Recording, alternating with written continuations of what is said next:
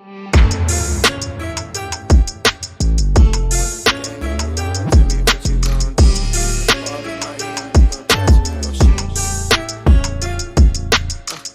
the game on the line, you can't fold and you can't bend. Y'all be playing it safe and I be going for the win. Remember back when they was doubting on the kid. Now they tuned in cause my game too legit.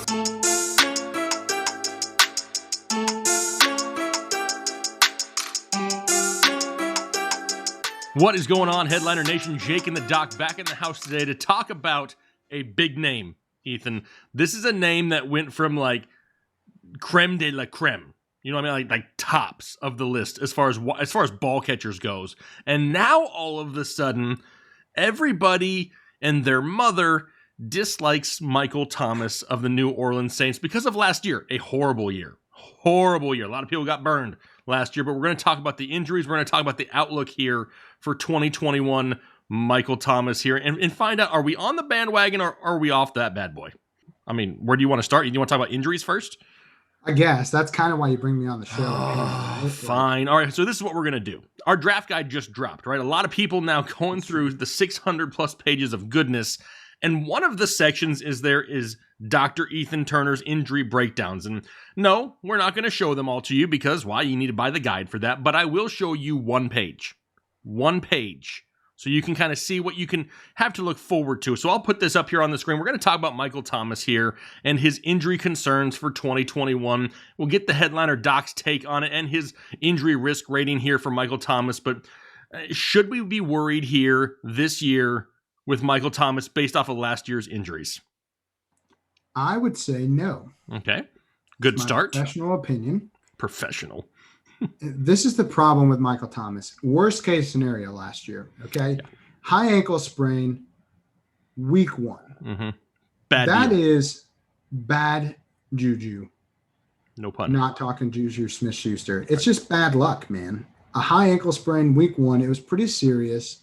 And so he misses, 1, 2, 3, 4, 5, 6 games last season right off the bat. Okay, so you already know, probably not going to get our value in Michael Thomas with where we're drafting him. If you were drafting him as a top 2 wide receiver, maybe. He missed 6 games. That's probably not going to happen. The problem is that Michael Thomas, when he returned, was right in the middle of Drew Brees being gone. And so the guy returns. He lost his quarterback. He's been hurt. He's not even 100% yet. He's just trying to power through. And he's got what for most of last season and prior to last season was basically like the gimmickiest player in all of football, all of the NFL. I mean, I like Taysom Hill as a dude. The story is kind of cool, but like, let's be honest. Taysom Hill was not an NFL quarterback last year. Okay. Prior to last season, nobody was like Taysom Hill. He's going to be the guy. You want him throwing your ball. If you want fantasy production, you want Taysom Hill. Not really how things worked out. Okay, so we're talking worst case scenario, high ankle sprain, week 1. He comes back. He puts up actually like 2 pretty decent games with Taysom Hill. Okay, 2 of his best games, his 2 best games of the year came with Taysom Hill. Now, granted, he didn't score any touchdowns, which is kind of a bummer because obviously you want those touchdowns to make them elite games. But you're still talking 9+ catches, over 100 yards with Taysom Hill. So the question is, who's the quarterback this year? Because we know it's not Drew Brees. I'm not convinced that it's Taysom Hill. Do we think that Jameis Winston is going to start? And if Jameis Winston is starting, does that change where we project Michael Thomas to finish? Because the high ankle sprain, that sucks. That's horrible luck. But he had offseason surgery to tighten his ankle back up.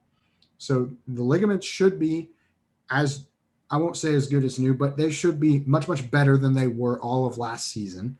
He's still coming off of, he was like the guy. He was the wide receiver 1 in Dynasty. I mean, his yardage totals for the first 4 years of his career were like all world. I mean, we're talking like the guy. And so you're telling me one high ankle sprain is going to take you off of arguably the wide receiver 1 in Dynasty and fantasy for 3 straight seasons? Like that's your cutoff? What worries me a little bit, and you have it up here on the screen, though, are we concerned that now he's had multiple lower body issues in multiple years. He's had ankle sprains in 2016, a foot sprain in 2016, hamstring strains in 2017, a hamstring strain in 2020 also. I mean, it just seems like the guy is, and plus, I'm going to throw it out there, this is not a scientific statistic, but dude be a diva, okay?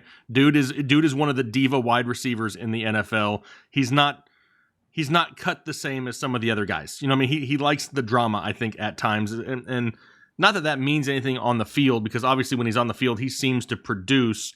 And I think the biggest issue this year with Michael Thomas is just the unknown, right? It's just, I want to trust it, but I just don't know. And I think, honestly, what really drops Michael Thomas down as much as he is not so much a knock against Michael Thomas, but it attributes to how much talent we have at the wide receiver position, how much young talent has kind of leapfrogged him because of last year. The A.J. Browns, the D.K. Metcalfs, the Justin Jeffersons that kind of just leapfrogged him because of that bad year last year. And I understand that there are more good wide receivers now than there have ever been. Probably. I mean, it's unbelievable. But Michael Thomas is like in the prime. He's like 28 years old. And so I guess I have this concern that we are too, what have you done for me lately, in our fantasy analysis and just in life in general as a society right now. Like, we don't care that you were the best wide receiver in football for 3 straight years prior to last season. Like, we care that, like, we drafted you with a top 12 pick and you disappointed us. And so now we're just going to make irrational decisions that are not based in logic or facts. We're just going to base it off the fact that, like, you burned us last year and that hurts our feelings. And I don't think that's the way that we should play fantasy. I just feel like you're asking to lose to somebody that is not afraid of taking Michael Thomas in the second round after they pick up a stud running back. And now they have a top 5 wide receiver and a top 5 running back. And then you're trying to play them every year or, all year. And their team is going to be a lot better than yours. Okay. Yep. So, I mean, to me, at least, we're knocking Michael Thomas for things that are not related to Michael Thomas. Like, we're knocking him because we don't know exactly who the quarterback is. We know that Jameis Winston can support not 1, but 2 top 12 wide receivers as a quarterback. He's done it before. So why can't he do that with Michael Thomas?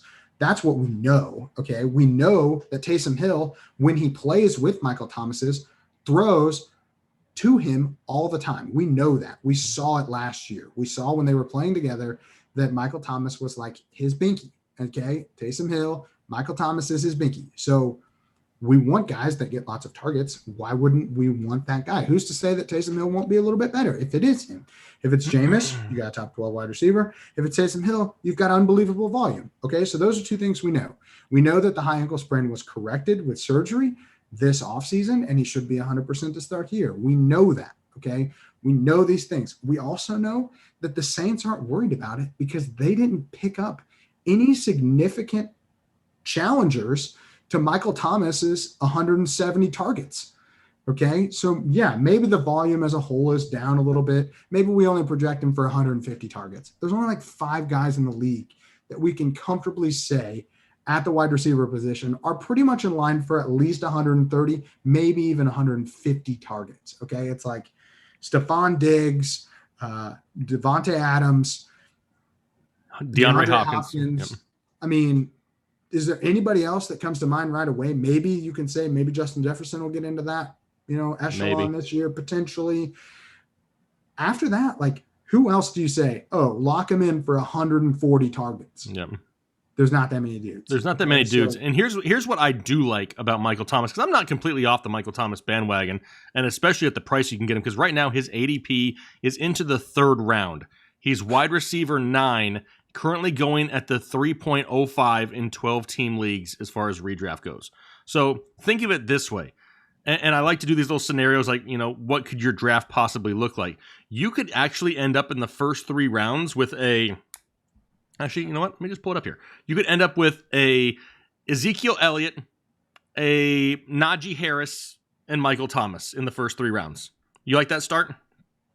I think it's pretty hot. I mean, you got touches, right? You got the volume between Zeke and Najee. And those guys are kind of interchangeable. You could throw in Nick Chubb or whoever else you like in that area. But definitely You got the volume with your running backs and then the potential volume with Michael Thomas. All of a sudden, if Michael Thomas hits, your team is borderline like, I don't want to say unbeatable, but they're going to be tough on a weekly basis. And that really is a great thing to notice, right? I would not cross Michael Thomas off any draft sheet that I have, not by any means. Do I reach for Michael Thomas? No. He's been a first-round pick before, and I wouldn't do it in the first. I wouldn't pick him probably. I probably wouldn't pick him early second either. Maybe end of second, beginning of third is when I would do it, but that's just because me and I like to hoard running backs early. But Michael Thomas is still going to have that potential. His yardage may be down. That's why I want to make sure people realize he may not be that guy that goes out there and gets you 1,700 yards. He just may not be that guy anymore, but I could see him getting 115 to 125 receptions, 1,300 yards, and 5 to 7 touchdowns, and then all of a sudden, solid low-end wide receiver one once again, and a great piece for your lineup. I just don't want you to assume you're going to get exactly what you got in the past, because scenarios were different 2 years ago in 2019. Well, and I think that's about setting expectations too. Okay, when we're talking about a wide receiver one, that has changed over the last 3 to 5 years. Okay, 5 years ago, you needed, just like you need a top 12 running back, maybe even 2 of them, you needed a top 12 wide receiver. That's not the case anymore. Wide receivers, there's just so many of them that you can put together and piecemeal together into a team. You really do need to go running back heavy, but just think about, we're only a year removed from, if you had gone, in 2019, CMC at 1, you round the corner back to you, okay, you get Nick Chubb, and then you add Michael Thomas to that, and you're like crying because it would be impossible, okay? So what I'm looking for as an injury analyst, and what I'm hoping that other people will see from this video, is that injuries can be a huge buying opportunity for players to provide instant value for you. Okay. Last year, I was high on Will Fuller. I thought, man, where Will Fuller is going is not relative to where he could end up. Okay. And yeah, he took PEDs. So he didn't get injured. We won't talk about that though. We won't talk about the fact that he took PEDs, but he was a wide receiver 7 before he got suspended. Okay. That became instant value. Wide receiver 1, the entire, 12 weeks that he was with you. Okay. I can see a similar type of value from Michael Thomas where, yeah, you don't have to take him in the top 12 anymore, but he could provide top 12 level volume and production for your fantasy team in the 3rd round. And once you get into that 3rd round, if you have 2 stud running backs, you're really looking for a wide receiver that can give you top 12 consistently. Okay. You're looking for that volume. You're looking for those guys. And if you can wait a little bit and still get Michael Thomas in the 3rd round, that is unbelievable value for your team. And you're already set up because you've got those running backs to start. So yes, do I expect that 1,700 yard production? No. But do I expect him to potentially bounce back to, elite wide receiver 1 status? I don't see any reason that they've given us to not expect that, outside of, hey, Taysom Hill is not as good as Drew Brees. All right, so here's what we're going to do. There's 1, 2, 3, 4, 5, 6 wide receivers right now currently with a 3rd round ADP. Tell me if you would take any of these guys over Michael Thomas. Justin Jefferson. Yes. Okay, Keenan Allen. No. Allen Robinson. No. Terry McLaurin. No. Amari Cooper. Definitely not. Okay, well, I mean those ones with Michael Thomas are the ones there in the 3rd. So Justin Jefferson, the only one of the bunch that you would take ahead of Michael Thomas, correct? I would say yes. Can you tell me who? I mean, I'm assuming the top 8 wide receivers that are going before him. Do you want me to tell you who they are? Yeah, please go through them. First one, Tyreek Hill. Okay, yeah, that makes sense. Stephon Diggs. Yes. Devontae Adams. That one also makes sense. DeAndre Hopkins. Yes. A.J. Brown. Ooh. All right. Definitely in the maybe category. Okay. What about Calvin Ridley? What was the next one? Calvin Ridley. I'm still right on the fence there. What about DK Metcalf? I'm going to say no because I'm not a Calvin Ridley guy. Okay. DK Metcalf.